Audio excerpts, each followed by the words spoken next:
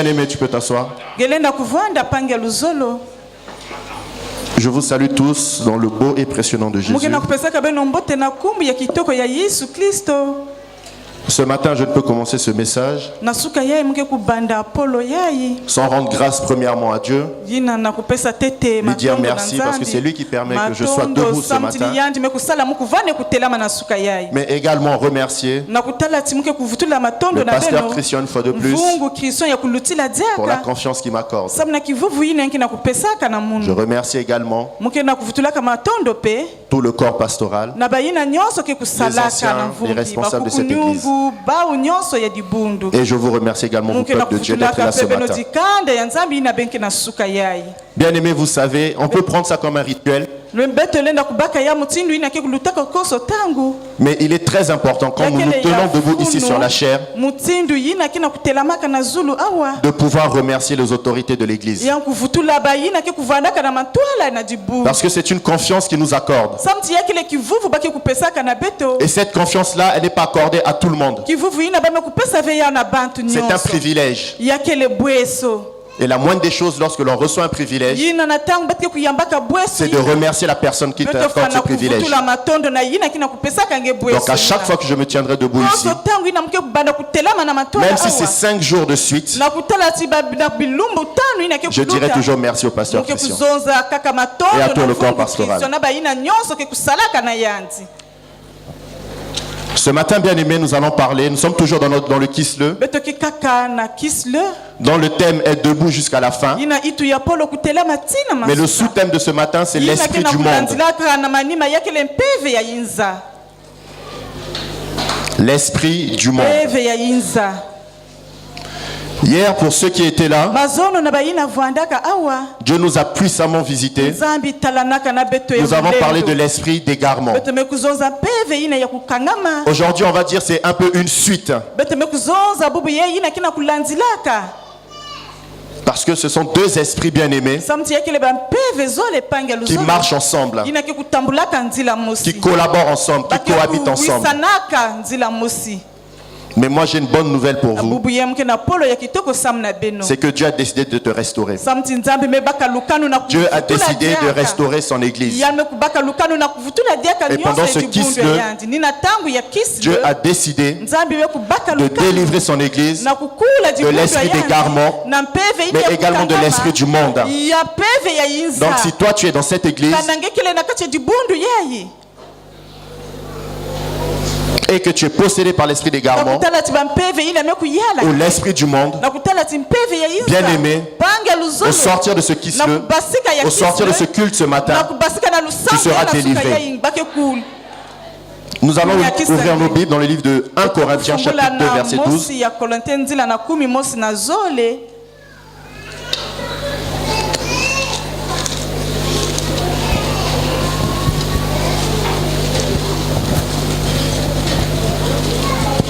1 Corinthiens chapitre 2 verset 12.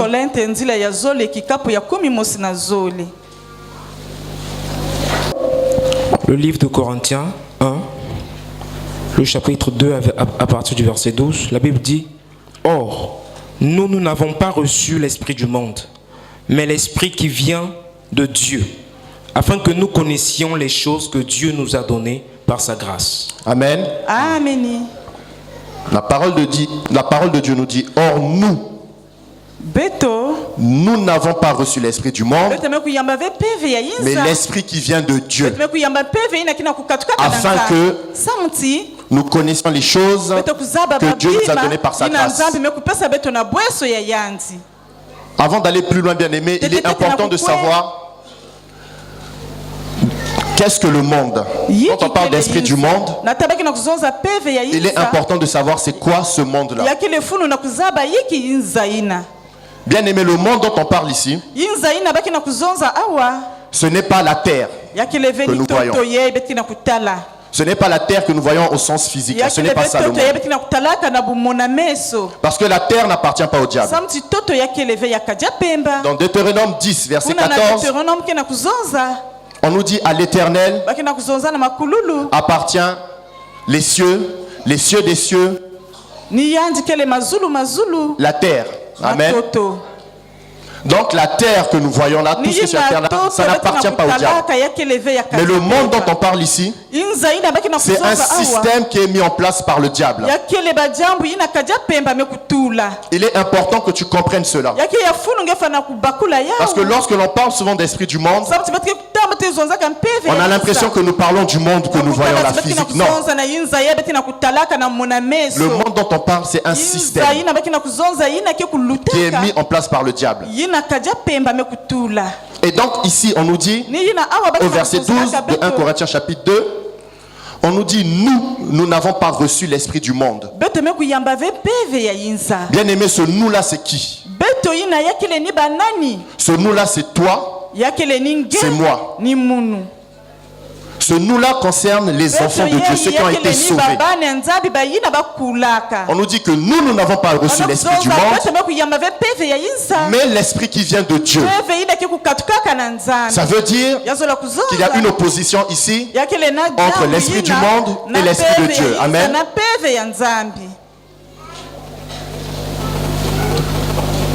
L'esprit du monde, il vient de Satan. Et il s'attache aux personnes qui vont vivre sans Dieu et ceux qui vivent également loin de lui. L'esprit du monde va s'attacher à ces personnes-là.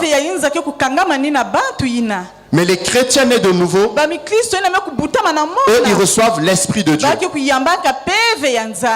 Mais quand vous regardez ici, pour ceux qui ont leur Bible, esprit de Dieu ici au verset 12, l'esprit qui vient de Dieu, quand vous regardez esprit, c'est écrit avec un grand E. Cela signifie que l'on parle du Saint-Esprit. Donc les chrétiens nés de nouveau, ils reçoivent le Saint-Esprit. Amen. Amen. Il y a donc, comme je l'ai dit, une opposition ici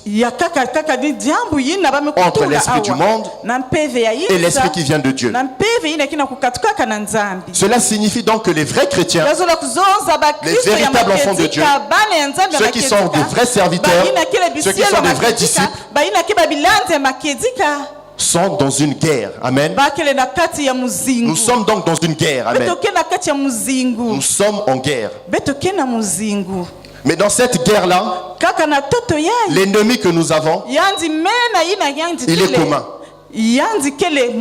C'est Satan, c'est le diable. Bien aimé, nous n'avons aucun autre ennemi.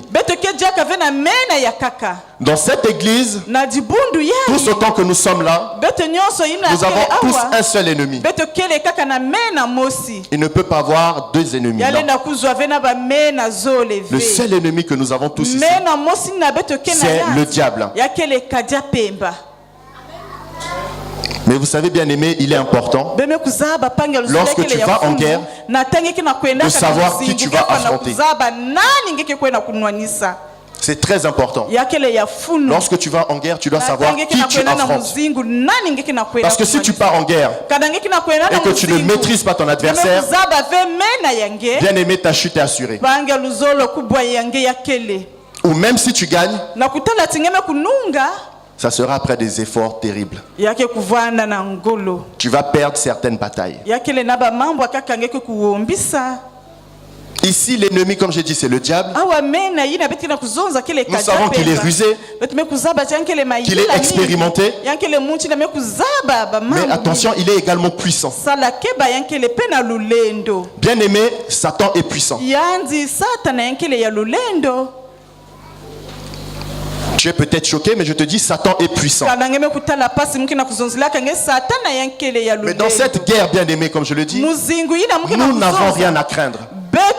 Parce que si Satan est puissant, celui qui est avec nous, il est plus que puissant. C'est une guerre spirituelle, bien aimé. Tout se passe dans le monde spirituel. Ce n'est pas une guerre charnelle. Parce que Satan, nous ne le voyons pas. Personne ici peut dire, moi, je peux faire un combat de boxe avec Satan. Non. C'est dans le monde spirituel que cela se passe. Mais toi, en tant que chrétien né de nouveau, quand tu reçois l'Esprit de Dieu et que le Saint-Esprit vient vivre en toi, bien aimé, tu manifestes le fruit de l'Esprit. Galates 5, verset 22. On n'a pas besoin de le lire, vous le connaissez tous. L'amour, la joie, la paix, la patience, la bonté, la bénédiction, la maîtrise de soi, la douceur.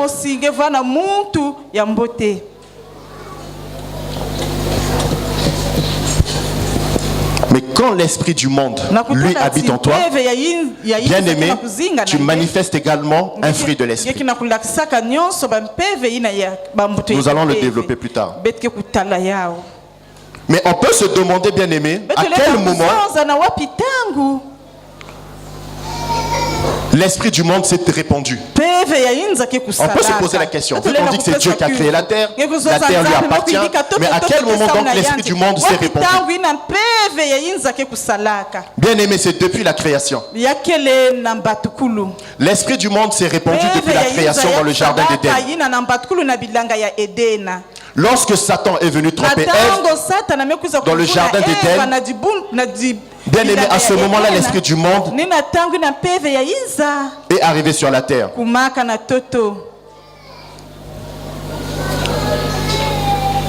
Parce que quand on parle d'esprit du monde, il y a la tromperie derrière. Je vous ai dit, il y a d'autres esprits qui travaillent l'esprit du monde. Il y a l'esprit de mensonge. La tromperie, la fourberie, tout cela, ça rentre dans l'esprit de mensonge. Et c'est ce que Satan a utilisé pour séduire Ève. Donc à ce moment-là, nous voyons que l'esprit du monde est arrivé et entré sur la terre. Mais bien aimé, comme nous vivons ici dans ce monde, parce que tel que nous sommes là, nous sommes dans ce monde. Physiquement, d'accord? Mais nous sommes là ici dans ce système que le diable a mis en place. Nous vivons dans ce système-là. C'est pourquoi Dieu va nous dire que nous sommes dans ce monde. Nous vivons dans ce monde sans être de ce monde. Ça veut dire que toi, enfant de Dieu, tu es dans ce monde, tu vis dans ce monde, ce système que Satan a mis en place, mais tu n'es pas de ce monde-là. Cela signifie que nous sommes appelés à être différents dans notre manière de vivre et notre manière de penser. Bien aimé, nous devons marquer la différence. Quand nous sommes enfants de Dieu, il doit y avoir une différence entre toi qui es enfant de Dieu et le frère à côté qui est un païen. Tu ne peux pas avoir le même raisonnement que ton frère qui est païen. Ce n'est pas possible. Tu ne peux pas avoir la même manière de penser que ton frère qui est païen. Ce n'est pas possible. Parce que vous ne courez pas le même objectif, premièrement. Et deuxièmement, vous n'avez pas le même maître. Si je fais des arts martiaux, d'accord? Moi, je fais des arts martiaux. Le frère Béni aussi. Moi, mon maître, d'accord? Celui qui m'entraîne, c'est le pasteur Christian. Le frère Béni, c'est l'ancien Morel. Bien aimé, les techniques de combat que le pasteur va m'apprendre ne sont pas les mêmes techniques que l'ancien Morel va apprendre au frère Béni. Amen. Donc dans notre manière de se battre, dans l'approche du combat que nous allons avoir, nous ne pourrons pas avoir les mêmes pensées, c'est pas possible. Moi je vais mettre en application ce que mon maître m'a montré et lui va mettre en application ce que son maître m'a montré. Maintenant lui, si son maître c'est un trompeur comme Satan, il est foutu.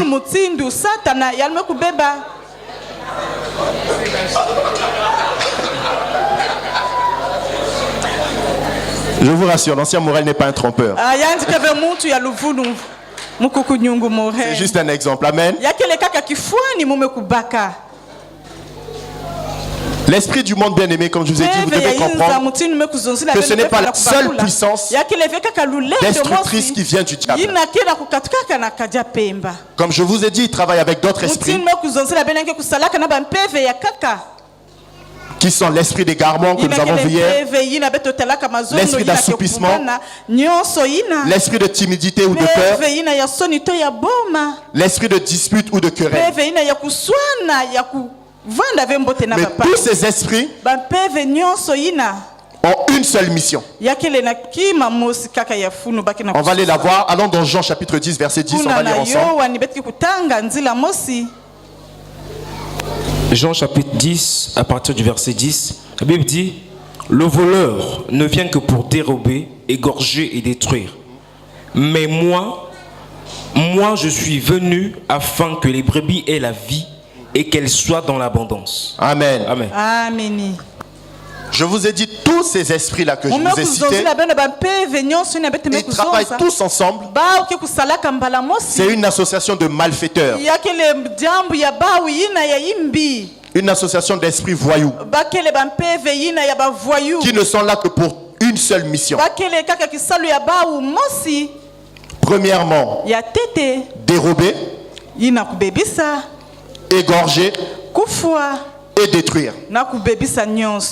Bien aimé, ces esprits-là, leur mission c'est ça. Ils sont là pour dérober. Ils sont là pour venir te prendre ce que le Seigneur t'a donné. Ils sont là pour t'égorger, égorger. Vous savez c'est quoi ce qu'on appelle égorger? Quand on prend le coq là, le mouton, nos frères musulmans quand ils prennent là, l'ennemi il est là aussi pour ça, c'est pour t'égorger, veut te couper la tête. Pas au sens physique, hein, c'est spirituellement. Amen. C'est spirituellement. Mais bien aimé, ça peut aussi arriver au sens physique. Hein. Il y a des gens qui se font égorger, on le voit tous les jours. On suit les informations. On voit les djihadistes là en France, une fois on l'a vu l'année dernière. Ils ont égorgé un monsieur, ils ont pris la tête, ils ont été posés sur un portail. Vous croyez que les gens qui font ça, ils sont animés de quel esprit? C'est de cet esprit-là qu'ils sont animés. Parce que quelqu'un qui est animé de l'esprit de Dieu, je ne peux pas me lever un matin, je vais prendre un couteau ou une machette, je vais allonger un homme et puis je vais couper sa tête. C'est pas possible. Ça, c'est pas possible. Ça, c'est le diable en personne. Et ils sont là pour détruire. Bien aimé, le diable, il est là pour détruire. Dieu, lui, il cherche à construire. Mais le diable, l'ennemi, lui, il vient juste pour détruire. C'est pourquoi ta vie doit être fondée sur un roc qui est solide, qui est Jésus-Christ. Comme ça, quand l'ennemi vient, il ne pourra pas détruire ce que tu es en train de construire.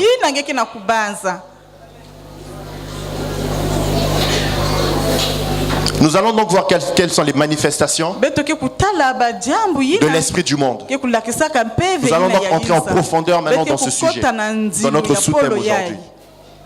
Là, c'était, on va dire, l'introduction. Mais nous allons développer cela en parlant maintenant donc des manifestations de l'esprit du monde.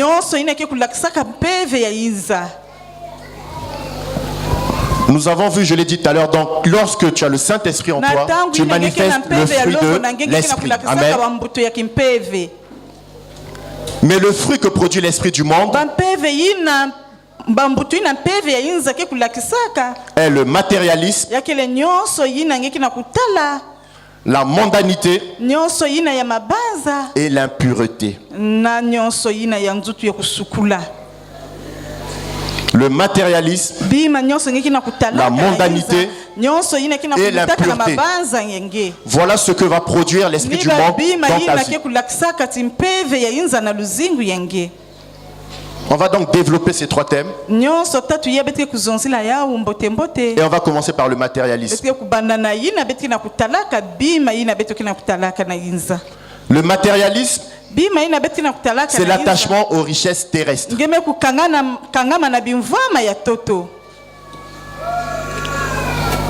Lorsque l'on dit qu'une personne est matérialiste, ça veut dire que cette personne aime les richesses terrestres. Elle n'est intéressée que par ça.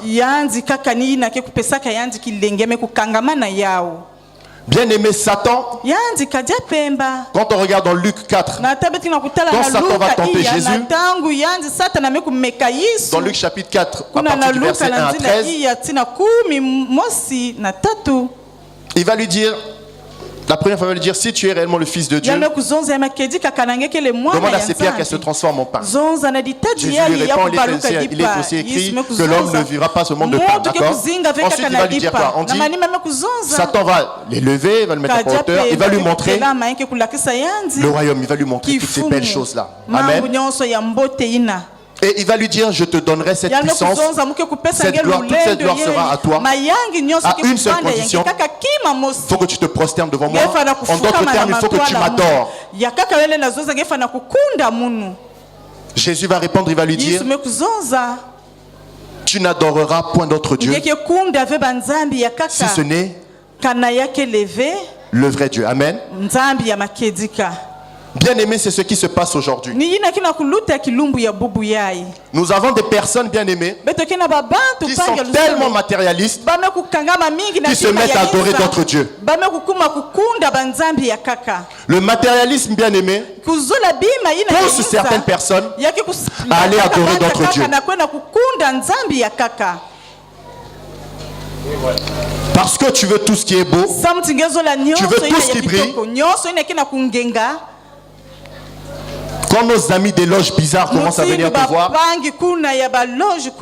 pour te dire, mon frère, ma soeur, viens avec moi, tu auras, je te donnerai des maisons, je te donnerai du travail, je te donnerai les plus belles voitures. Qu'est-ce que tu fais toi, enfant de Dieu? Tu suis ce frère maintenant. Bien aimé, c'est parce que tu es matérialiste que tu agis comme ça. Mais en faisant cela, bien aimé, tu te mets à adorer un autre Dieu. Parce que ces personnes-là n'adorent pas le seul Dieu et le véritable Dieu. Eux, ils ont leur propre Dieu. Donc toi, quand tu vas aller t'allier avec eux, tu vas aller t'associer avec ces personnes parce que tu es un homme, tu es une femme matérialiste, tu adores un autre Dieu. Bien aimé, nous devons éviter cela. Tu dois refuser en tant qu'enfant de Dieu d'être un homme matérialiste. Tu dois refuser d'être un homme matérialiste. Tu dois être attiré premièrement par les choses qui viennent d'en haut. Tu dois rechercher premièrement les richesses et les bénédictions célestes.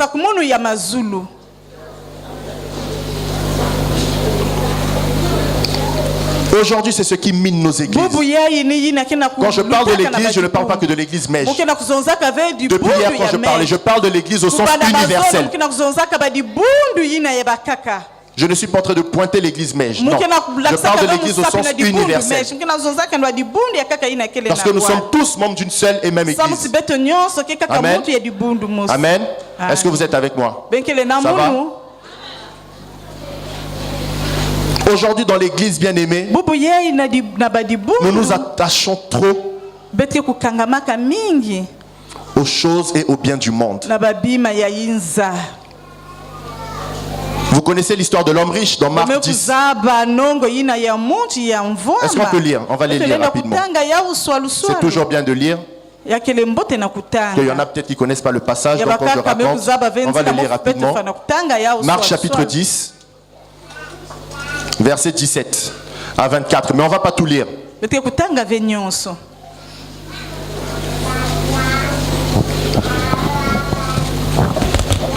Marc chapitre 10, 17, à partir du verset 17. Comme Jésus se mettait en chemin, un homme accourut et se jetant à genoux devant lui. Bon maître, lui demanda-t-il, que dois-je faire pour hériter la vie éternelle? Jésus lui dit, pourquoi m'appelles-tu bon? Il n'y a de bon que Dieu seul. Tu connais les commandements. Tu ne commettras point d'adultère, tu ne tueras point, tu ne déroberas point, tu ne diras point de faux témoignages, tu ne feras tort à personne, honore ton père et ta mère. Il lui répondit, Maître, j'ai observé toutes ces choses dès ma jeunesse. Attends, une petite pause. Amen. Amen. Ici, vous voyez, donc c'est l'histoire d'un homme qui court vers Jésus, d'accord? Il se jette à genoux et lui dit, Maître, que dois-je faire pour avoir la vie éternelle? Au verset 18, verset 19, Jésus lui dit, tu connais mes commandements. Donc ce sont les 10 commandements, d'accord? Il cite les 10 commandements.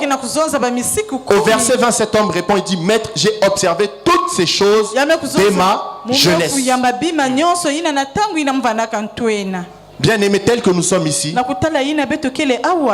il y a beaucoup de personnes, il y a certaines personnes qui vous allez voir également dès leur jeunesse, depuis leur jeunesse, observent les 10 commandements de Dieu. Verset 21.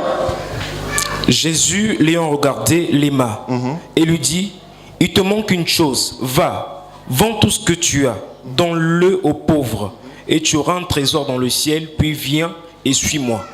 Mais affligé de cette parole, cet homme s'en alla tout triste, car il avait de grands biens. Jésus, regardant autour de lui, dit à ses disciples, qu'il sera difficile à ceux qui ont des richesses d'entrer dans le royaume de Dieu. Amen. Amen. Amen. Amen. Donc on le voit au verset 21, qu'est-ce qui se passe? Jésus lui dit, on dit Jésus l'ayant regardé, l'aima et lui dit, il te manque une chose. Pourtant cet homme a observé les 10 commandements depuis sa jeunesse. On peut dire qu'il a mis en pratique la parole de Dieu.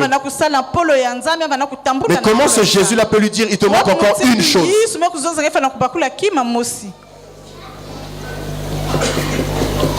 Bien aimé, ce sont les mystères de Jésus. Par moment, quand tu es devant Dieu, tu penses avoir tout accompli. Mais Dieu te dira non. Il te manque encore une chose. Il te manque encore une chose, mon fils.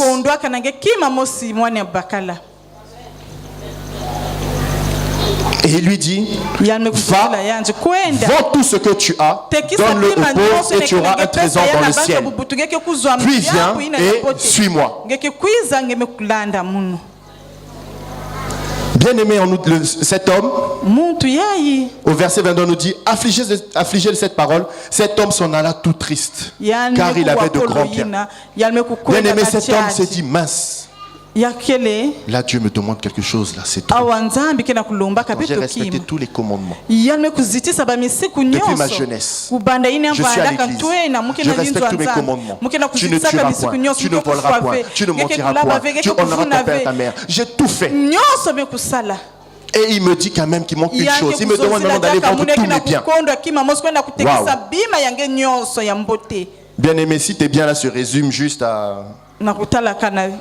Excusez-moi, mais à une maison en planche, ça te fera pas mal au cœur. Tu diras oui Seigneur, je veux le faire. Mais lorsque tu as 5 voitures dans ton parking, dans toute ta maison il n'y a que des écrans plats, même dans les toilettes. Dieu te dit maintenant va vendre tout ça et ramène-le-moi. Combien de personnes ici seraient capables de le faire? Mais bien aimé, cet homme n'avait pas compris que c'était simplement une épreuve. Dieu voulait voir l'intérieur de son cœur. Parce que regardez Abraham avec Isaac. Quand Dieu demande le sacrifice,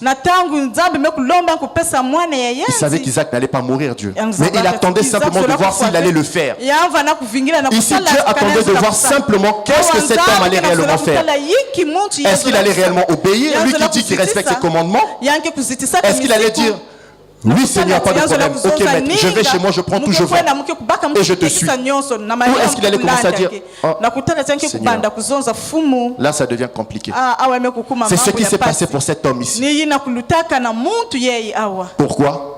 Parce que c'était un homme matérialiste. Il était plus attaché à ses biens qu'attaché à Dieu. Parce que si tu es réellement attaché à Dieu, bien aimé, tu es prêt à tout perdre pour suivre ce Dieu-là.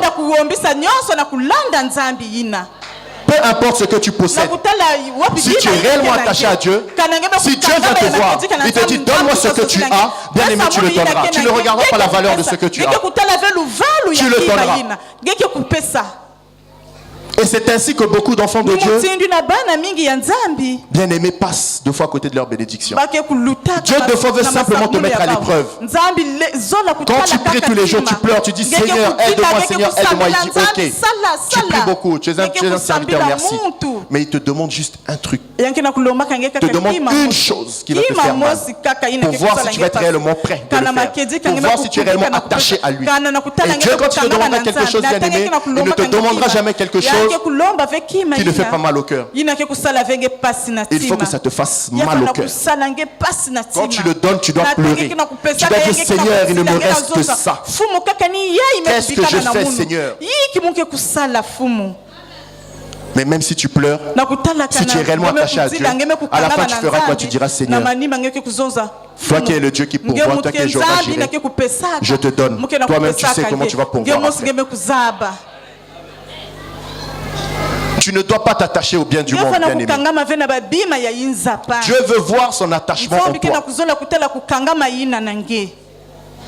C'est pourquoi, bien-aimé, nous devons d'abord aimer Dieu avant d'aimer l'argent. Dans l'église aujourd'hui, bien-aimé, nous trouvons des personnes qui ont l'amour de maman, donc de l'argent, avant l'amour de Dieu. C'est pas possible, bien-aimé. Ça, ce sont les œuvres de l'esprit du monde. Tu es dans l'église et toi, tu ne cherches que l'argent. L'argent, l'argent, l'argent. Il n'y a que ça dans ta bouche. L'argent, l'argent. C'est vrai qu'on nous dit dans la Bible, l'argent répond à tout. Mais dans la même Bible, dans 1 Timothée 6, versets 9 et 10, on nous dit que l'amour de l'argent est le mot de... est la racine de tous les maux. Ça veut dire, bien aimé, tu ne peux pas aimer l'argent au point de devenir quelqu'un d'envieux. C'est cet amour de l'argent dans l'église, bien aimé, qui fait en sorte que nous avons des frères et des sœurs qui deviennent des jaloux, qui sont envieux de la réussite des autres.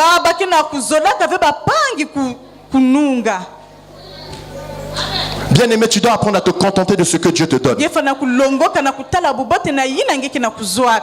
J'ai toujours dit, une fois je parlais avec un aîné à moi,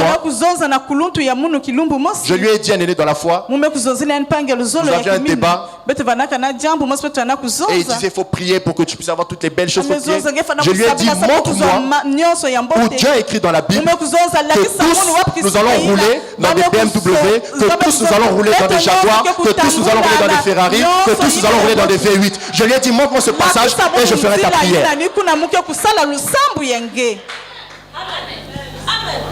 Bien aimé, il y a certaines prières que nous faisons dans l'église qui ne servent à rien.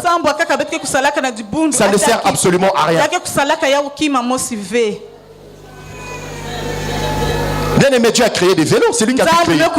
S'il a créé des vélos, ça veut dire que sur cette terre, il y a des gens qui doivent se déplacer en vélo. Qui a créé la moto? C'est pas Jésus, c'est pas Dieu. Mais s'il a créé, ça veut dire qu'il y a des gens qui doivent se déplacer en moto. Mais si toi, quand tu viens à l'église, tous les jours tu pries pour avoir une Jaguar, mais toutes les motos que tu as créées là, qui va maintenant utiliser ça? Donc Dieu fait du gaspillage. Non, bien aimé. C'est ça qui nous pousse à devenir envieux. Bien aimé, contente-toi de ce que le Seigneur te donne et de ce qu'il a prévu et réservé pour toi.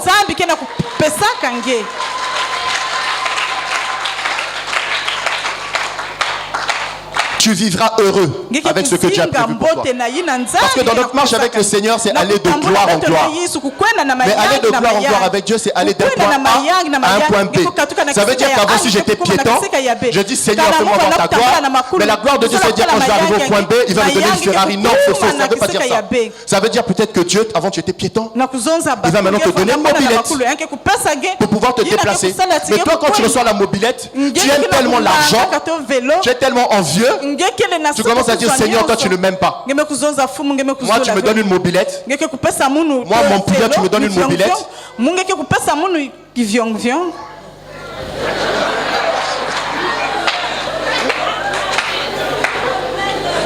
Au frère béni, tu as donné le dernier 4x4.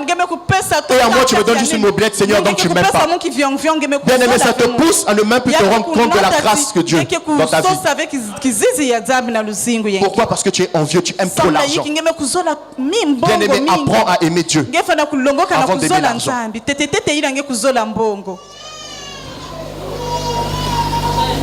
Contente-toi de ce que Dieu te donne. Ne sois pas incomplexé. Ne sois jamais complexé.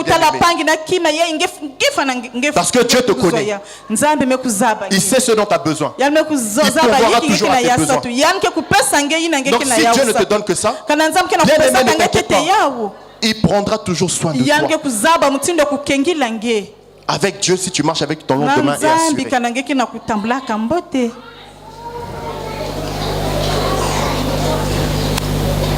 Le deuxième fruit de l'esprit que manifeste l'esprit du monde, j'ai dit c'est la mondanité.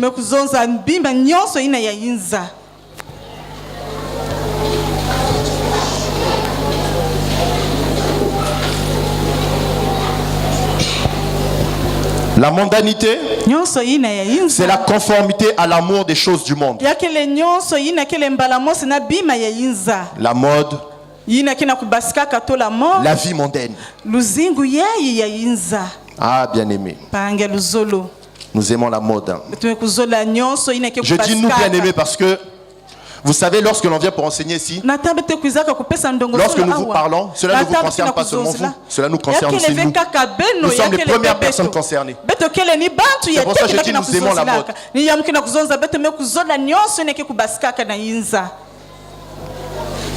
Si les jeunes sont là, je ne sais pas s'ils se souviennent. Nous avons partagé ensemble un enseignement que j'avais appelé La mode a dit ou la Bible a dit. Nous avions partagé ça avec les jeunes une fois. La mode a dit ou la Bible a dit. Tu choisis de suivre quoi? Ce que la mode a dit ou ce que la Bible a dit?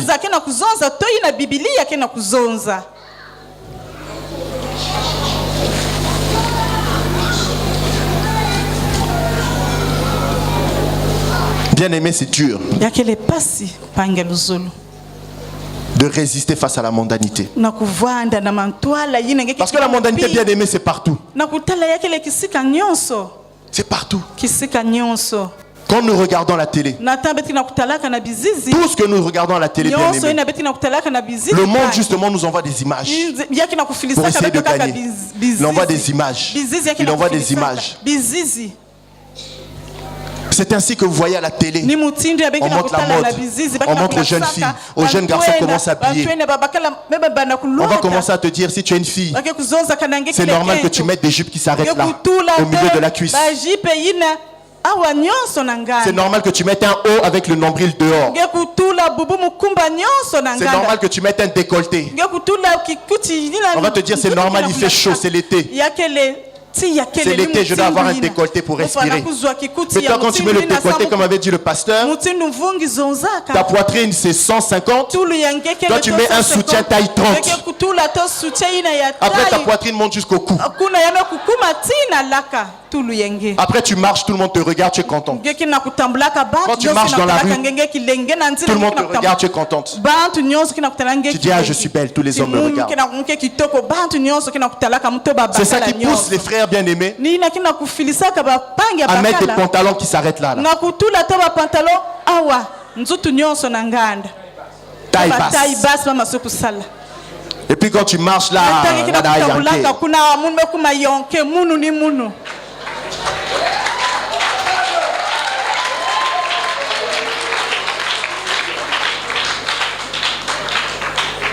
bien aimé, est-ce que vous savez d'où vient cette histoire de taille basse? Bien aimé, c'était dans les prisons aux États-Unis. Les prisonniers noirs aux États-Unis, quand ils allaient en prison, vous savez, en prison, on te prend la ceinture, on te prend tout, on t'enlève tout. Donc eux, quand ils étaient en prison, deux fois quand on leur donnait le pantalon tombait. Donc quand ils marchaient, ils mettaient le pantalon et ils mettaient ça maintenant à l'envers pour protester. Et puis ils marchaient en tenant ça comme ça. Et donc, quand tu as un pantalon baissé, tu peux pas marcher comme ça. Et toi maintenant, tu prends cette mode-là, tu te dis, ah, je suis un beau gars. Quand je mets le pantalon comme ça, tu marches comme ça. Mais tu ne sais pas d'où ça vient. Mais tu es toi-même un prisonnier.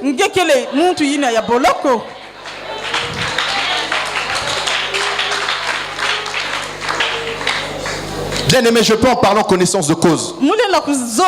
Ma maman est là. Mon autre maman est là-bas.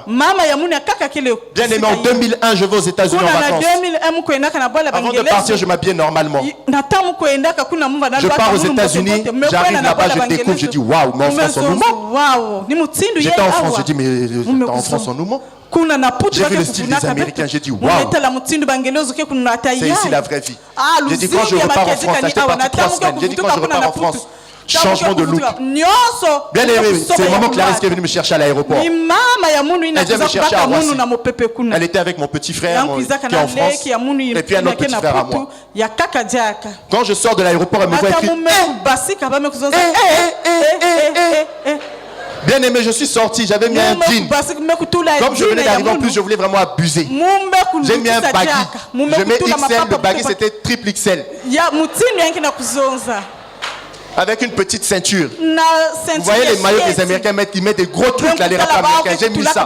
J'ai mis des fausses chaînes. Et puis ils ont des bandanas qui ressemblent à des slips là qu'on met sur la tête. J'ai mis ça avec des caterpillars.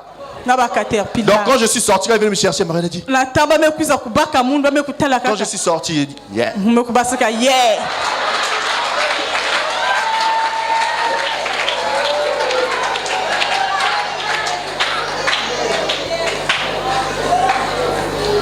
Elle est restée comme ça, elle m'a dit Par contre, mes petits frères qui étaient à côté, ils étaient carrés. Ils me regardaient comme ça. Ya.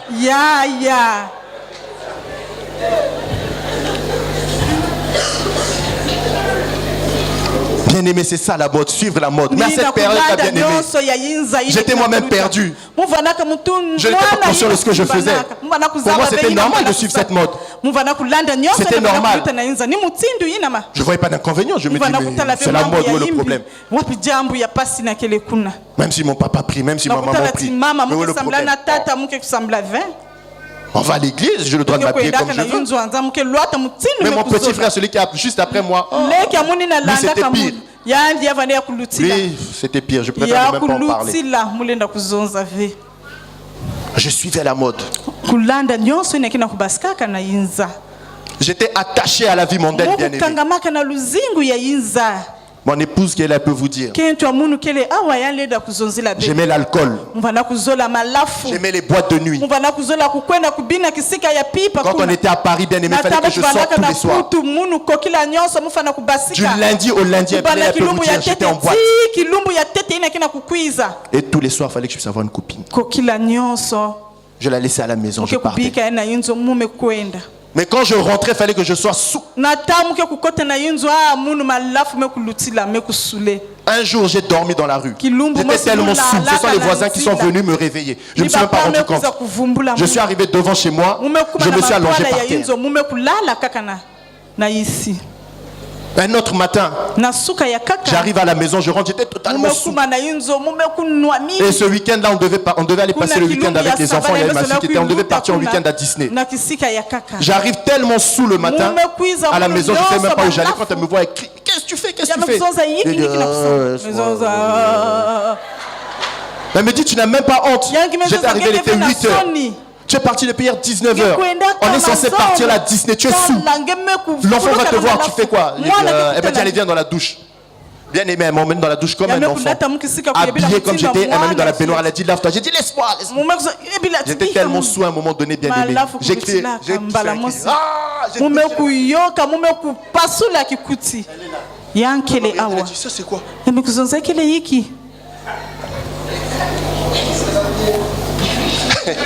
Ça c'est plus que la bière. Le whisky. Moi c'était les alcools forts. Mais bien aimé, Dieu est venu m'a délivré. J'étais attaché à cette vie. La vie mondaine. La mode. Je voulais absolument tout ce qui passe à la télé là, il fallait que je puisse avoir ça. Vous savez, surtout en Europe, c'est difficile. Hein. Bien aimé, en Europe, c'est difficile de se battre contre cet esprit là, la mondialité. C'est très compliqué. Parce que nous sommes là-bas, nous sommes dans une société de consommation. Donc les pubs qui passent à la télé, tout ce que tu vois à la télé, on veut te faire accepter tout et n'importe quoi. C'est ainsi que nous, dans la mondialité bien aimée, on veut vous faire accepter maintenant l'homosexualité.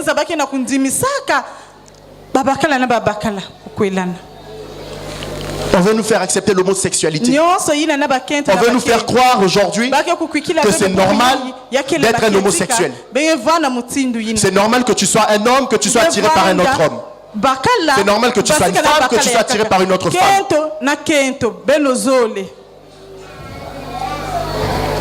Quand je travaillais en France, j'avais un collègue qui était homosexuel. On avait des débats un petit blanc. Le premier jour, je suis venu, il a voulu me faire la bise. Quand j'ai vu qu'il était homosexuel, j'ai dit non, tu me sers la main. Il a dit ça commence comme ça. Après, il va me mettre la main sur l'épaule. Il va me dire mon chou. J'ai dit non. Parce que c'est ce qu'il faisait avec mes autres collègues. Quand il venait, chouchou. J'ai dit non. Donc quand tu venais me dire, t'es méchant toi, tu peux pas me faire la bise. Je te serre la main. Pourquoi? Moi je suis pas ton ami. Oh. Et un jour, ils ont décidé d'organiser un débat parce qu'ils ont vu que moi je suis toujours dur avec lui. Mais disent oui, mais pourquoi tu n'aimes pas? Pourquoi tu n'aimes pas? Il s'appelait Romain. Pourquoi tu n'aimes pas Romain? Tu n'aimes pas les homosexuels? Je ne dis pas que j'aime pas les homosexuels.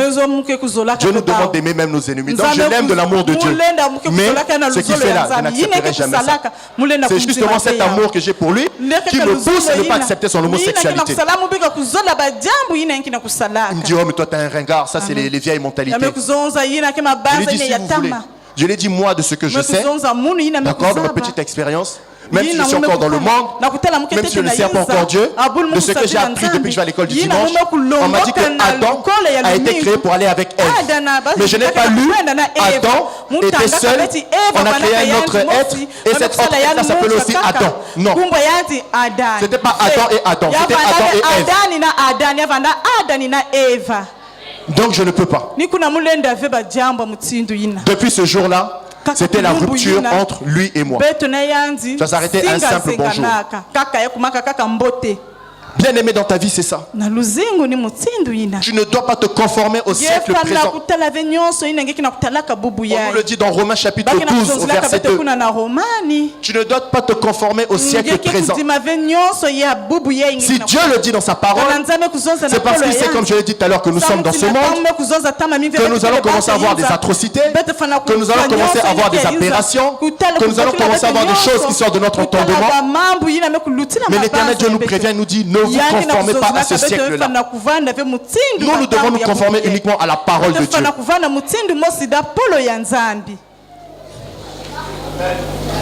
La mode bien aimée. Je vous dis, c'est compliqué en Europe. Depuis que je suis arrivé, je regarde. Bien aimé ici, on peut se plaindre, mais on ne peut pas trop se plaindre. Bien aimé, les églises en Europe. Vous avez des sœurs quand elles viennent à l'église. Bien aimé, je vous dis, même si il y en a qui s'habillent mal. Mais ça, c'est rien, ça, c'est un petit jeu. Ceux qui ont déjà été en Europe, qui vont prier dans les églises en Europe, même les grandes églises en Europe, allez dire à ces sœurs-là, tu es mal habillé. C'est toi qui me payes mes habits, non? Puis quoi encore? Bon, ok. T'es un ringard, c'est toi qui me payes mes habits. Déjà même qui sert. Elle vient à la chair, elle a une jupe, la fonte est jusque là. Et quand elle est là, tu es obligé de tourner toujours ta tête. Tu ne peux plus rester comme ça.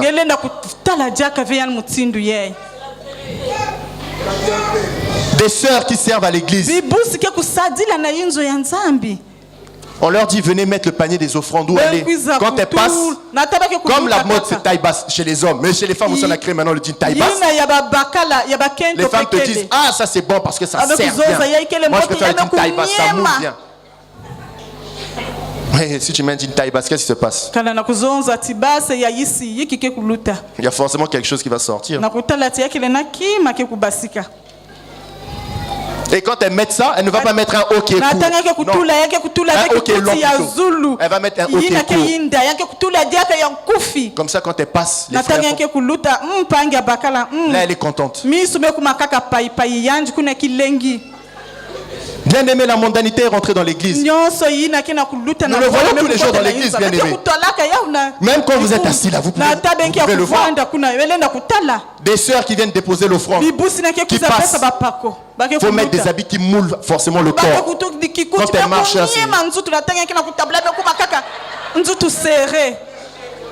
tu as même envie de lui dire, mais tu es sûr que tu respires dedans là?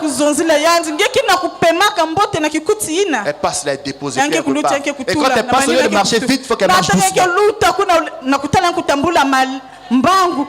Comme ça, toute l'église la voit. Là, elle est contente. Bien aimé, ça, c'est la mondanité. C'est l'esprit du monde, ça.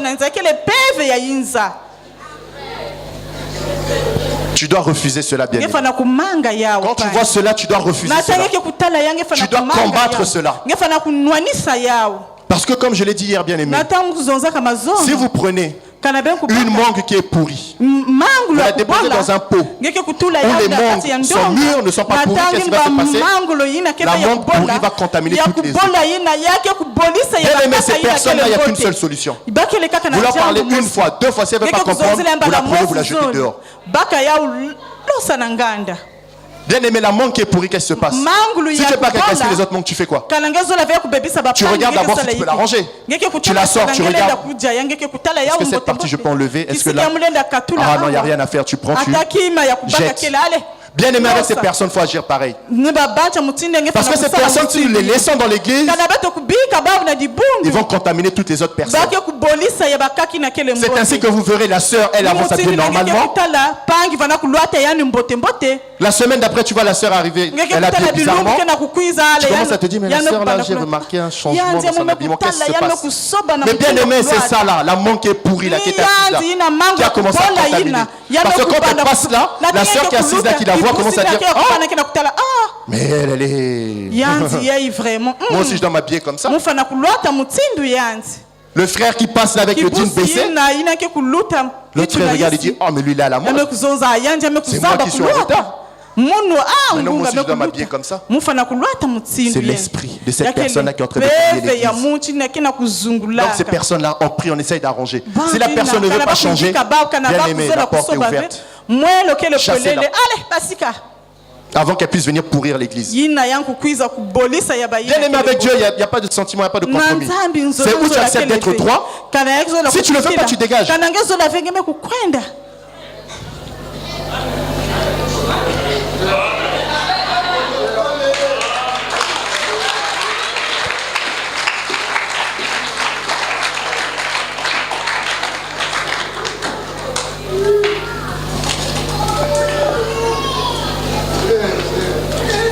Le troisième fruit que développe la manifestation de l'esprit du monde, c'est l'impureté. L'impureté.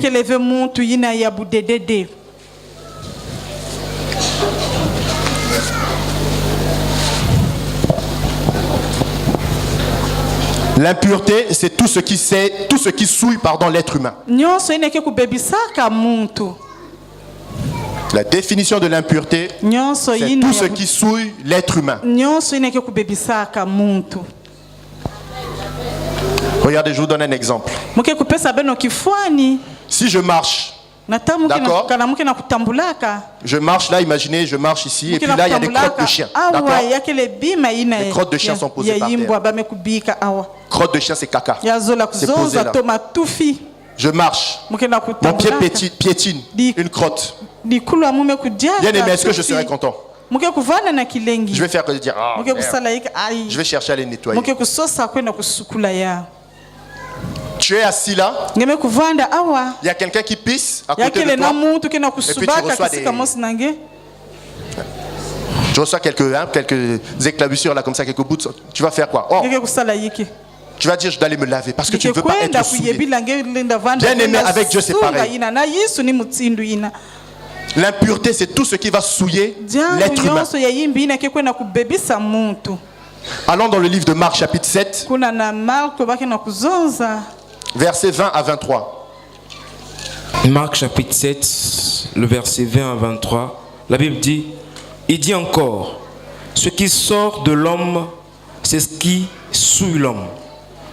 Car c'est du dedans, c'est du cœur des hommes que sortent les mauvaises pensées, les adultères, les impuretés, les meurtres, les vols, les cupidités, les méchancetés, la fraude, le dérèglement, le regard envieux, la calomnie, l'orgueil, la folie. Toutes ces choses mauvaises sortent du dedans et souillent l'homme. Amen. Amen. On nous dit quoi? Ce qui sort de l'homme, c'est ce qui souille l'homme. Car c'est du dedans, c'est du cœur des hommes que sortent les mauvaises pensées. Bien aimé, tout acte que tu vas commettre, le fondement de cet acte-là, ça part d'abord de là. Ça partira toujours du cœur.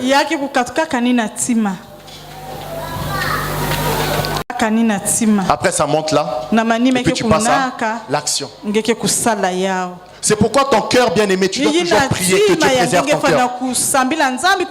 Tu dois toujours prier que Dieu préserve ton cœur, bien-aimé. Amen. Amen. Mais aujourd'hui, dans l'église, qu'est-ce que nous voyons?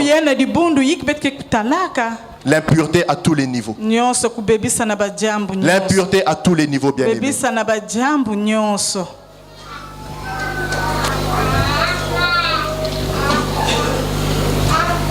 Il n'y a plus aucun respect, il n'y a plus de limite. Nous sommes réellement dans les temps de la fin, bien-aimé. Il n'y a plus de limite aujourd'hui dans l'église. On a l'impression qu'il n'y a plus de limite. C'est comme si on a retiré un panneau stop et puis on a dit maintenant allez-y. C'est bon. Allez-y. Non, bien-aimé, on doit se révolter contre ça. Nous ne pouvons pas accepter ça, bien-aimé. Nous ne pouvons pas accepter ça. Il n'est pas normal aujourd'hui, bien-aimé. Je parle aux jeunes surtout. Nous avons des jeunes aujourd'hui, bien-aimés, qui se laissent aller à des orgies sexuelles. C'est l'impureté. Nous avons des jeunes aujourd'hui qui ont des mains dures comme des maçons. Tu peux croire que c'est parce qu'ils travaillent, mais c'est parce que c'est un spécialiste de la masturbation. Il se muscle les bras tout seul. Il n'a plus besoin d'aller à la salle. Bien-aimé, c'est tout ça aujourd'hui qui mine notre église. Nous devons nous dire les choses, bien-aimé. Nous devons nous dire les choses. Aujourd'hui, il n'y a plus de limites. Nous avons des frères. Tu es marié, tu sais que la sœur est mariée. Tu vas embrouiller la sœur. Des sœurs pour l'amour de l'argent qui décident, qui acceptent d'être deuxième, troisième, quatrième, cinquième, sixième, huitième, neuvième, dixième bureau. Même 12. Pour pouvoir payer son loyer.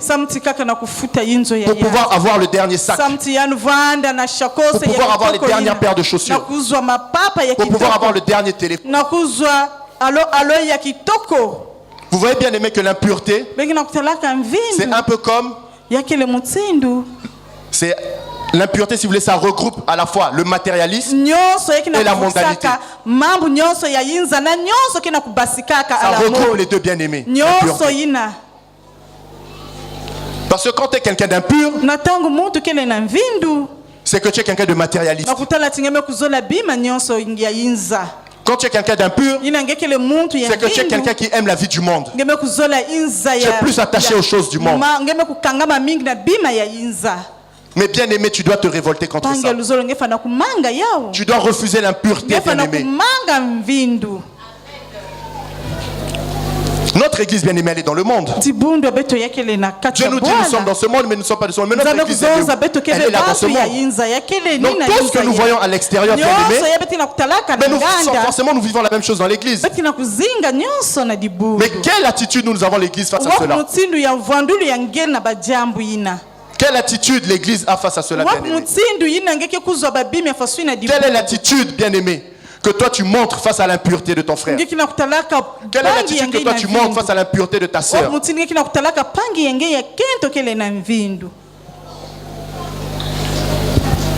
Quelle est ton attitude, bien-aimé? Est-ce que tu tolères cela? Ou est-ce que tu décides de te lever, de prier et de combattre cela?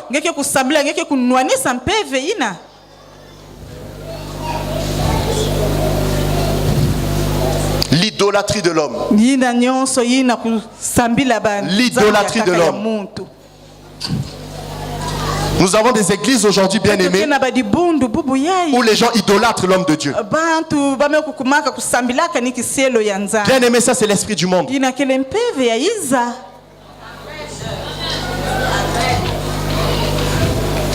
Les gens idolâtrent l'homme de Dieu. Tu dois être soumis à l'homme de Dieu. Tu dois lui montrer du respect. Tu dois être à ses pieds pour apprendre. Mais bien aimé, ne l'idolâtre pas. Ne le mets pas au même piédestal que Dieu.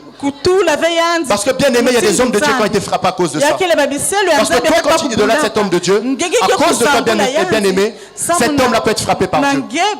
Parce que vous savez, Dieu est jaloux, Dieu n'aime pas ça. Si tu te mets à idolâtrer un homme de Dieu, Dieu peut le frapper à cause de toi. Parce que Dieu va te montrer, il va te dire, vu que tu penses que cet homme est réellement Dieu, je vais le frapper pour que tu comprennes que c'est pas Dieu.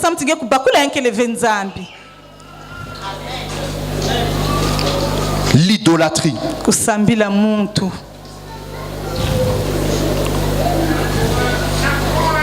La calomnie. L'orgueil. Le regard envieux. On en a déjà parlé ici, le regard envieux.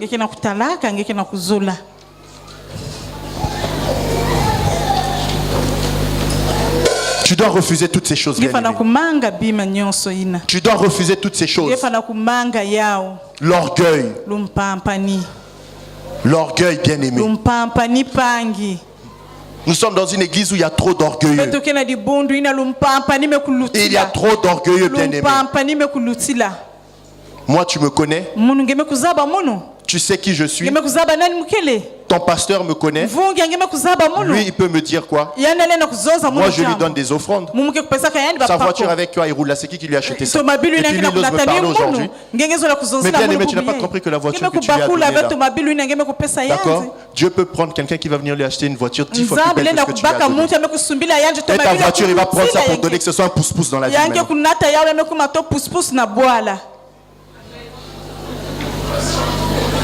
Et là, ton orgueil va tomber. Quand tu vas venir dire, pasteur, ça va? Oui, merci pour ta voiture. Mais ça me sert de 100 maintenant. Je fais mon commerce avec. Tu vas dire, mince. L'orgueil.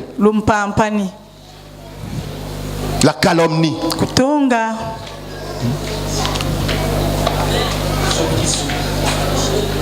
Amen.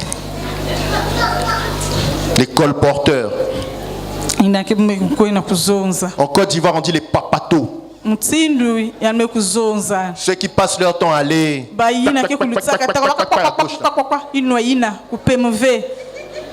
Tu es comme un perroquet.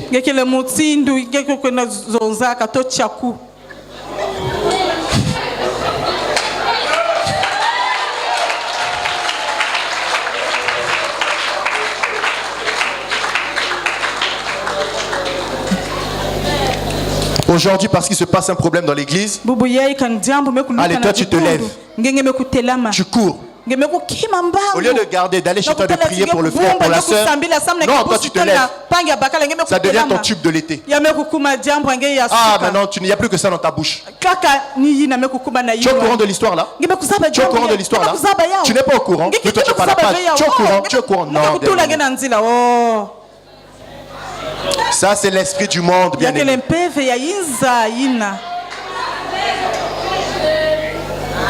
Garde les choses pour toi. Va dans le secret, va prier. Va prier pour le frère, va prier pour la sœur. Parce que ce qui lui arrive peut t'arriver aussi. Ne te crois pas plus fort. Prends garde à toi. Tu n'es pas un surhumain, bien-aimé.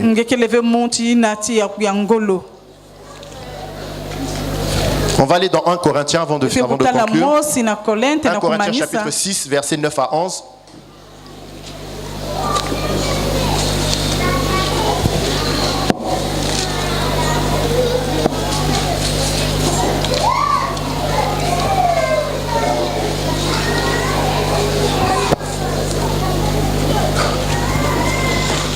En Corinthiens chapitre 6, le verset 9 à 11, la Bible dit: ne savez-vous pas que les injustes n'hériteront point le royaume de Dieu? Ne vous y trompez pas, ni les impudiques, ni les idolâtres, ni les adultères, ni les inféminés, ni les infâmes, ni les voleurs, ni les cupides, ni les ivrognes, ni les outrageux, ni les ravisseurs n'hériteront le royaume de Dieu. Amen. Amen. Ne vous y trompez pas. Toi impudique, tu n'hériteras pas du royaume des cieux. Toi idolâtre, tu n'hériteras pas du royaume des cieux. Toi adultère, tu n'hériteras pas du royaume des cieux. Toi qui es un homme efféminé. Ça c'est la mode aussi, bien aimé. C'est le monde. Tu es un homme, tu veux... je sais pas moi, il y a un problème. Quand te vois-tu comme une femme? Bonjour mon frère, ça va? Oh. Tu es un homme, bien aimé. Un homme c'est viril. Mais toi tu es un homme. Bonjour papa, ça va? Papa, tu peux prier pour moi s'il te plaît? Parle comme un homme. Sois un homme. Demande à Dieu d'arranger ta mue. Tu dois te révolter. Si tu es un homme, tu n'es pas comme ça, tu dois te révolter. Tu dois dire non, non, non, Seigneur, non, non, non, non. Un homme, c'est ça. C'est pas non, non, non. Parce que bien aimé, ça commence comme ça. Après, on commence à avoir des penchants à tomber vers les femmes et puis hop, c'est fini. Les voleurs, les cupides, les ivrognes. Nous sommes dans les églises, mais il y a des soulards dans l'église. Tu es là, tu passes ton temps à boire des bières. Mais le problème, c'est que toi, au lieu de boire seul, tu passes ton temps à aller maintenant tirer les frères qui sont dans l'église pour venir boire avec toi. Bien aimé, si tu es foutu, va reste dans ton coin. Ne cherche pas à gaspiller les autres. Les outrageux, les ravisseurs, on nous dit qu'ils n'hériteront pas du royaume des cieux. Ils n'hériteront pas du royaume des cieux. J'arrive à ma conclusion. Nous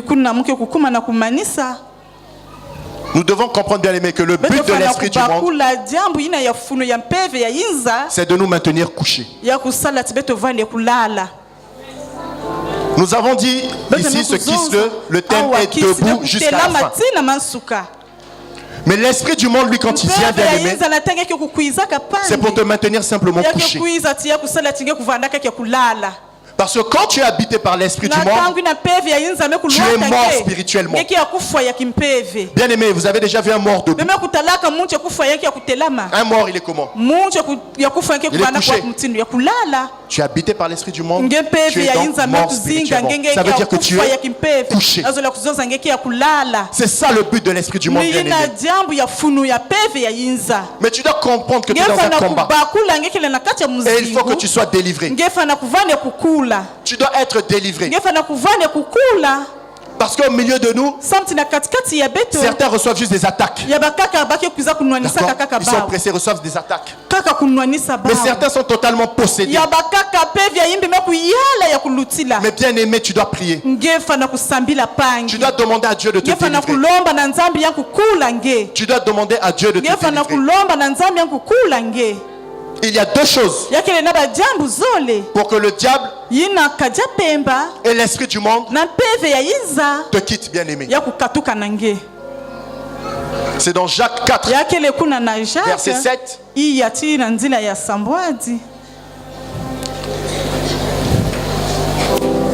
On ne va pas le lire. Sauf si le frère Benu trouve rapidement, il peut le lire.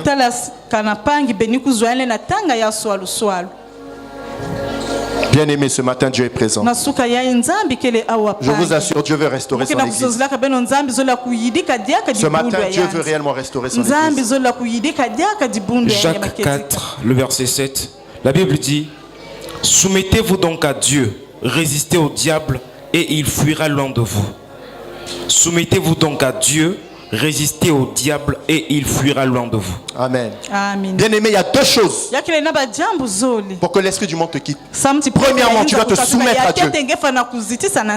Se soumettre à Dieu, c'est se soumettre à la parole de Dieu, tout simplement. Et la deuxième chose, on nous dit, tu dois résister au diable.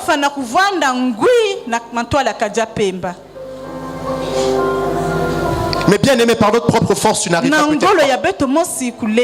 peut-être pas par toi-même à résister comme ça. Mais bien aimé, le Saint-Esprit est là juste pour te donner cette force-là. Tu as peut-être brisé ton alliance avec Dieu. Mais ce matin, Dieu te donne l'opportunité de renouveler ton alliance avec lui. L'occasion t'est donnée ce matin, bien aimé, pour que tu renouvelles ton alliance avec lui. Tu dois apprendre également à fuir les mauvaises compagnies. Vous pourrez le méditer ces passages chez vous. Psaume chapitre 1, verset 1. 1 Corinthiens 15, verset 33. Tu dois fuir également les mauvaises compagnies, bien-aimé. Si tu veux que l'esprit du monde te libère, fuir les mauvaises compagnies.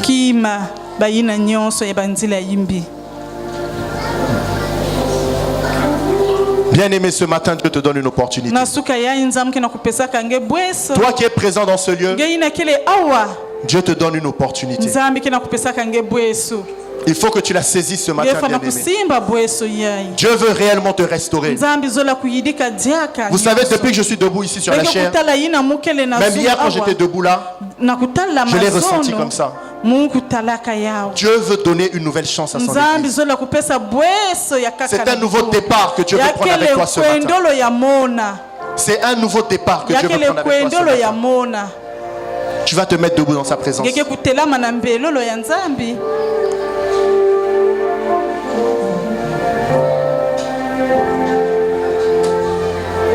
Bien-aimé, commence à disposer ton cœur. Quand tu te lèves dans sa présence, commence à disposer ton cœur ce matin. Je t'assure, Dieu va faire quelque chose d'extraordinaire ce matin. Dieu va faire quelque chose d'extraordinaire ce matin. Bien-aimé, je t'assure, Dieu va faire quelque chose d'extraordinaire ce matin. Mais cela ne dépend que de toi. Cela ne dépend pas de lui, cela dépend que de toi ce matin. Qu'est-ce que tu attends de ce Dieu ce matin? Dieu te demande ce matin, qu'attends-tu de lui? Je te demande ce matin, qu'est-ce que tu attends de lui, bien-aimé?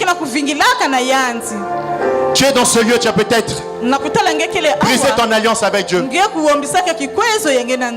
Tu as brisé cette alliance, cette communion que tu as avec Dieu. Ce matin, tu vas lever tes deux mains. Tu vas lever tes deux mains et tu vas parler. Tu vas demander à Dieu maintenant. Tu vas demander au Saint-Esprit de restaurer maintenant cette alliance. Tu vas lui demander de restaurer ta communion que tu as perdue avec lui. Tu vas lui demander maintenant. Bien-aimé, il faut que tu pries. Parce que ce n'est pas moi qui vais prier pour toi, mais c'est toi qui vas prier pour ta vie ce matin. C'est ton histoire avec ton Dieu ce matin. Ce n'est pas l'histoire du pasteur Christian. Ce n'est pas l'histoire du pasteur Roger. Ce n'est pas l'histoire du pasteur Bruce Lee. Mais c'est ton histoire à toi. C'est une question personnelle ce matin. Ce matin, demande au Saint-Esprit de renouveler ton alliance. Commence à élever maintenant ta voix. Élève ta voix, bien-aimée. Ce matin, je veux t'entendre prier. Je veux t'entendre prier ce matin. Je veux t'entendre parler à Dieu ce matin. Je veux t'entendre parler à Dieu ce matin. Ce matin, parle à ton Dieu. Parle à ton Dieu ce matin. Oh Yahweh, ce matin. Je bénis ton nom pour ta présence. Seigneur, ce matin, nous nous approchons de toi. Alléluia. Pour renouveler notre alliance, Seigneur, avec toi. Seigneur, nous nous sommes éloignés de toi volontairement, oh Dieu. Toi qui as dit, oh Père, que celui qui sait faire ce qui est bien, qui ne le fait pas, commet un péché. Volontairement, nous avons péché contre toi. Volontairement, nous sommes égarés. Volontairement, oh Père, nous sommes partis loin de la bergerie. Volontairement, nous sommes partis loin de ta présence. Volontairement, nous avons attristé ton cœur. Nous avons fait fuir le Saint-Esprit qui est en nous. Seigneur, oh Dieu, nous avons manifesté l'impureté, Seigneur. Nous nous sommes attachés à la mondanité. Nous nous sommes attachés au chaud de ce monde, au Père. Nous avons marché conformément, au Père, au chaud de ce monde. Voilà pourquoi ce matin, nous venons à toi pour renouveler notre alliance, au Père.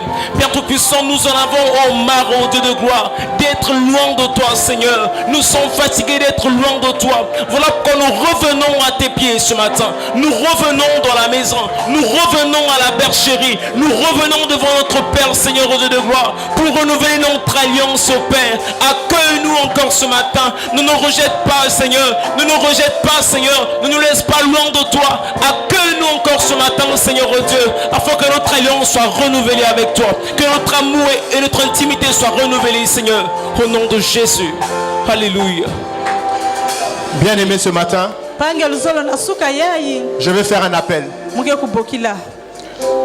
Si ce matin, tu reconnais que tu as réellement brisé ton alliance avec Dieu, que l'esprit du monde a réussi à t'égarer, que l'esprit du monde a réussi à te gagner, bien-aimé, comme je vous ai dit, ce matin, viens ce matin et on priera ensemble. Ce matin, bien-aimé, avance. N'aie point honte, bien-aimé. C'est un appel que Dieu te donne ce matin. Parce que ce matin, Dieu veut changer quelque chose. Bien-aimé, il y a l'onction du changement dans ce lieu. Dieu veut changer quelque chose dans ce lieu ce matin. Ce matin, Dieu veut changer quelque chose, bien-aimé. Il veut changer quelque chose ce matin. Bien-aimé, Dieu veut changer quelque chose. Tu vas avancer maintenant avec Dieu, bien-aimé. Bien-aimé, avance. Parce que ce matin, Dieu va changer quelque chose. Il va changer quelque chose pour toi ce matin. Bien-aimé, il va changer quelque chose pour toi. Je vais demander au chantre de chanter ce cantique. Toi qui es devant, tu vas lever tes mains. Tu vas lever tes mains. Tu vas commencer à prier seul. Dispose ton cœur à recevoir. Dispose ton cœur à recevoir quelque chose de nouveau ce matin. Bien-aimé, Dieu va déposer quelque chose dans ton cœur ce matin. Il va déposer quelque chose de nouveau en toi ce matin. Bien-aimé, il va déposer quelque chose. Tu changes toutes choses, oui. Tu changes toutes choses. Avec toi je veux avancer. Tu changes toutes choses, oui. Tu changes toutes choses. Tu changes toutes choses. Avec toi je veux avancer. Oui, tu changes toutes choses. Tu changes toutes choses. Tu changes toutes choses. Avec toi je veux avancer.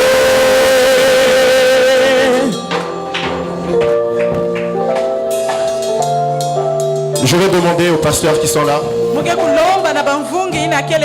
qui sont mes aînés, qui sont mes pères, de venir prier pour vous.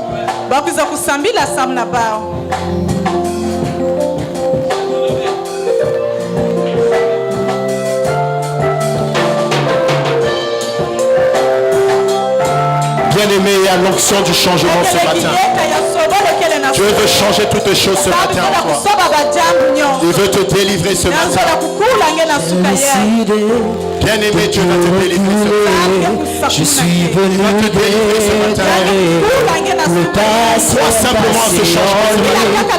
et les choses Crois ont simplement ce changement ce changé. matin. J'ai donné ma vie Crois ce à changement ce matin. Christ. J'ai décidé d'avancer.